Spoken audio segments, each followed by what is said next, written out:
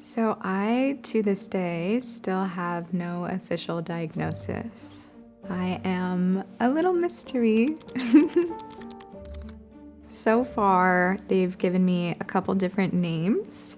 Some people say that I have long COVID. They say that I have autoimmune issues, but no one really knows why I ended up losing my eye. My diagnosis stumped upwards of 6 hospitals and resulted in the use of radiation, corticosteroids, spinal taps, surgeries, decompression. A day in the life of someone about to get a craniotomy. It's just not something you would ever think would happen to you. I never thought I would not be able to get my vision back. You know, I tried for 2 years to save my eyeball to make it better.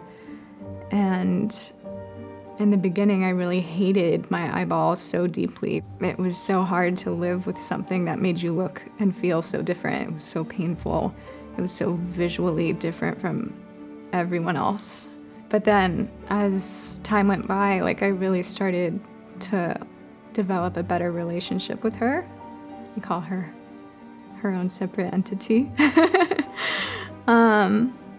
And just, realizing that you don't have all the answers and realizing that you can't save a part of yourself is really emotional. And eventually having to let that part of yourself go was one of the hardest things I've ever had to do, for sure. I still have hope that maybe I'll get an answer one day. Leading up to my diagnosis, I was totally normal. Nothing wrong had ever happened to me. I was just like any other 20-year-old. And then I got COVID in December 2020, and everything changed. I started having numbness and tingling in my forearms and in my hands, and I started developing these really bad headaches, which was very unusual for me. I thought I was just having anxiety. I eventually went to the ER because my tongue went numb in my mouth, and I thought that was strange. And once I was in the ER, I passed out. And when I came to, they told me that I had experienced an anxiety-induced syncopal episode, and I was sent home the next morning. So I didn't think anything was wrong with me besides just my mental health. And another 3 months went by, and I had that same numbness, that same tingling, those same headaches. Only this time, my entire face started to droop, and I started to slur my words. And luckily, I was with someone who was able to take me to the hospital, where I found out I was having an ischemic stroke. So after my 2 strokes, I thought I was done. I moved to New York City because I wanted to be a magazine editor. I go to move to New York in October. Come November, I wake up with numbness in my head and my eye starts to really, really hurt. I found a mystery mass in my chest and some sort of tumor ? In my head. This is kind of hellish. Hearing that news is pretty hard on you. I called my mom. She came to New York and we flew back to Arizona to be with my doctors, considering everything I'd already been through. And when I woke up from that flight back to Arizona, my mom had gone to work. I was alone in the house, and I woke up with no vision in my right eye. So it was 2021, still peak COVID times in Arizona. I just remember being so irritated that I couldn't see properly. I was trying to pet my dog. That was my first memory without vision in my right eye. But I wasn't panicked because I thought that the doctors would be able to fix it. I called an Uber to go to the hospital, and I waited there for upwards of 12 hours just for a doctor to finally come up next to me, kneel down, and say, "I'm so sorry, but there's nothing we can do for you." My whole life had changed. I was so sick, and I had lost all independence at that point. I wasn't able to go back to New York. I had to quit my job. I was living with my parents. I was unable to drive. It felt like my life was over for a little bit. And I didn't know when I was going to be able to get it back. And I looked virtually unrecognizable. It just is hard having to acknowledge your physical limitations when emotionally and mentally you want to be able to do a bunch more things. As the massive inflammation behind my right eye grew, it started to push my right eye out further and further until it created a very visible disability. And I didn't feel beautiful, and I didn't think that makeup would really be able to fix it. Previously, I loved makeup. It was my favorite thing to do. I had a full wing liner and fake lash for class. It was totally ridiculous. I was like, maybe if the eyeball gets better, then I'll wear makeup again. Then I'll feel pretty. But the reality is, it never did get better. I keep telling myself this body isn't broken, it's just changing, it's just a little different. In August of 2023, I made up my mind about a few things. I didn't want to spend the rest of my life hiding my eyeball. I wanted to celebrate it. I decided to get back into makeup originally because I just needed something to lift my spirits, just to feel like myself again. I haven't done something fun with my makeup in a hot minute. Too busy going blind. So let's see how this turns out. And that was one of the best decisions I ever made. Makeup helped me come back to myself. I was feeling really lost. I had extremely low self-esteem, and doing makeup, even when my eye was at its worst, helped me realize that I can still feel beautiful even if I wasn't completely healed, even if I didn't have all the answers. If I looked different from everyone else, then maybe I should just have fun with it, and I didn't need to try to blend in necessarily, and it made me feel pretty, and that was enough.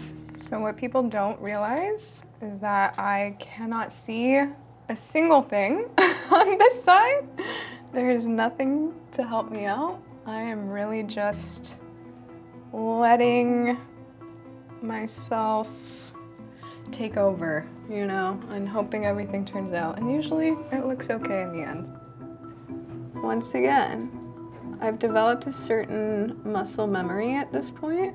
I also can't feel a ton on this side of my face because of my 2 strokes. It's like a little tingly. So that was also one of the reasons why I avoided doing makeup for a little while. But now I can do some stuff as long as I'm very gentle. I'm also fully aware I'm just gonna put an eye patch over everything on this side, but I gotta put some effort into it.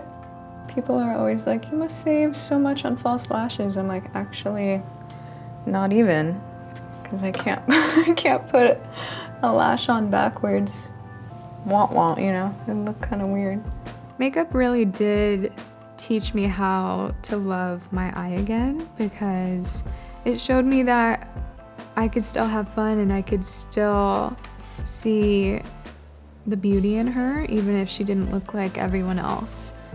I felt like an artist. I felt like I was just having fun for me and making her look good for me and not for everyone who was watching. And I still feel that way when I dress her up with an eye patch or when I use a fun prosthetic. I mean, I put sparkles and glitter all over that eyeball, even when she was sticking like 20 millimeters out of my head, no joke. And I wore no eye patch for at least a year because I was confident. So the video with my sparkly teardrops was maybe one of the first times I started to share my makeup on social media. And I don't necessarily consider myself a makeup artist. So I created 2 little teardrops out of gems and I just glued them right to my face. I had all of these amazing comments on social media talking about how much they loved the look. And that made me feel so empowered. People lifted me up in a way that I think is really unusual for the internet. I've pivoted from only talking about health to now putting my makeup content online to 500,000 people. So a lot of my commenters were teaching me about that community and were showing me how to survive with a chronic illness. And I hope maybe that other people can see that, you know, life throws some crazy curveballs at you and you can take that and embrace it and make it into something beautiful. People say that maybe I'm helping them too, which is like the biggest honor in the world, and they don't know how much they've helped me because I didn't know what the heck I was doing or what was happening to me, and I felt so alone in my real life because how many 20-year-olds can really relate to having 2 strokes and losing an eyeball? So I eventually decided to have it removed this past May. I had to actively make the decision to have it removed, and that has been huge for both my physical and mental health. They removed the eye, but they also removed the inflammation behind it, and it was a very risky surgery. It was a very scary thing to endure. I miss my eyeball all the time. I miss her like I miss a piece of myself. I miss her like you miss a friend, like all the time. I think about her every single day, and it gets a little dark sometimes. I have been dancing since I was like 8 years old, which I know sounds kind of late, but I danced pre-professional ballet up until I was like 16. And then I danced all through high school, and I helped direct the dance program in college, which was really rewarding and awesome for me. And right after my stroke, I also taught dance to a team of wonderful little girls, and it really helped me recover mentally, emotionally, physically. It was one of the most rewarding jobs I've ever had, and I was really worried I wasn't going to be able to do anything. Physically, I didn't have any deficits, but mentally, I was struggling. And actually, coming back to dance made me feel so strong and so powerful because these kids looked at me like I was the best dancer they'd ever seen, not knowing, everything I'd gone through. And it just reminded me that the real power of dance is in the artistry, similar to makeup. It's not about how perfect your blending is. It's just about the artistry and the creativity. I got into pole dancing around the pandemic time with a mask, obviously, because the poles were 6 feet apart and I wanted to have a pandemic hobby. So that was mine, and it was so much fun to lose myself in that hobby. It's a little harder now with one eye. I can't, spot when I turn. It's a little confusing, having had 2 strokes, like directions get a little mixed up. It's scary to go upside down on the pole with one eye, but I still have a deep love for it, and it just goes to show that you can relearn pretty much anything, even if it's in a slightly different capacity or it looks a little bit different. So I'm grateful that I have a better perspective on life, and actually going through something like this has made me more cognizant of my health, period. I feel like I have so much more gratitude for the smaller moments in my life. It's made me a lot happier as a person, which is funny. You wouldn't think that developing a chronic illness and losing an eye would make you happier, but it's helped me enjoy my life in such a deeper way. Now we're down an eye, but I genuinely feel so beautiful. Change is weird, but pays to embrace it. My daily life has changed a lot for the better. I actually did end up being a bit of a magazine editor. I just am doing it remotely, which is great. I work for PS, writing about health and fitness. I have moved into my own apartment. I can drive. People ask me that all the time. I just need a little bit of lane guidance and a backup camera, but for the most part, not a ton has changed.